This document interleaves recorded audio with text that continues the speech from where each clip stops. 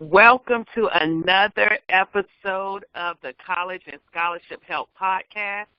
My name is Kalila Hall. I am the Chief Planning Officer of the Planner LLC, which provides college and scholarship help to high school students. We show them how to position themselves competitively in the college application and scholarship process. So last week we talked about how to really make your essay stand out, how to really tell your story. And this is high time in season for college admission decisions.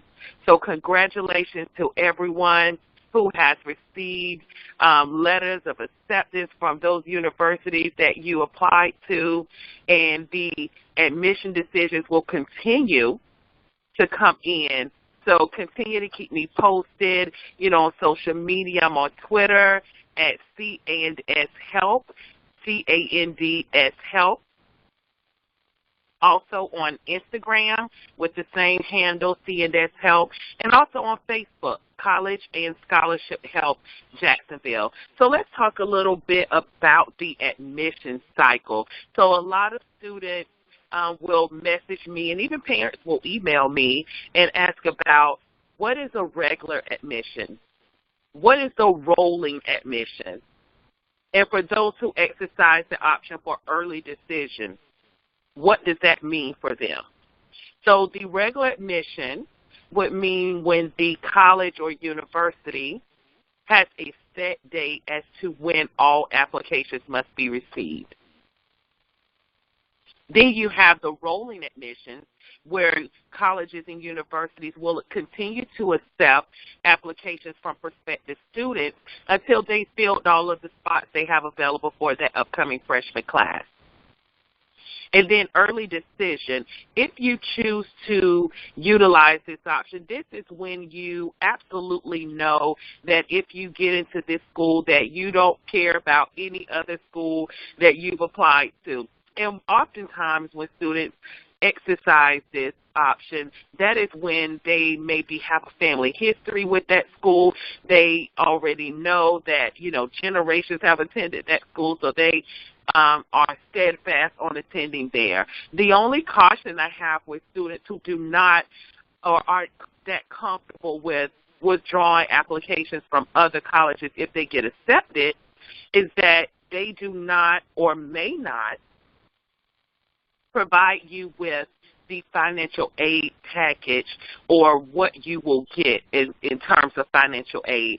So you need to be comfortable with the decision that if you are accepted and you have to withdraw your applications from other schools, that you are okay with covering the financial cost of attending that school.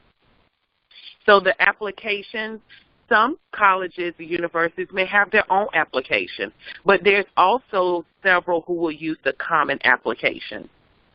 So the common application is widely known. They also have, colleges that where if you submit that one application, you can apply to several colleges. So that is an advantage. And also, but the private colleges and public colleges as well, some of them will have their own application, so be sure to check that out. And then there's also an essay prompt associated with the Common app. And there's also a grid online that you can find where they, if you utilize the Common app, that if a essay is required. So check out those resources. And one tip that I always provide to students during my workshops or even when I'm working one-on-one with them is connect with the admissions advisor.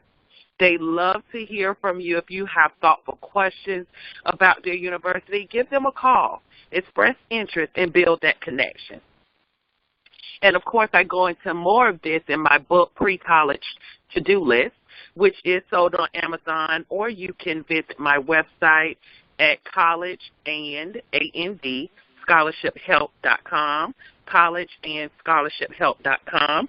So Pre-College To-Do List book goes way more into detail about this. But let's stay connected. Again, you can follow me on Facebook or send me an email at info@collegeandscholarshiphelp.com. Have a great one.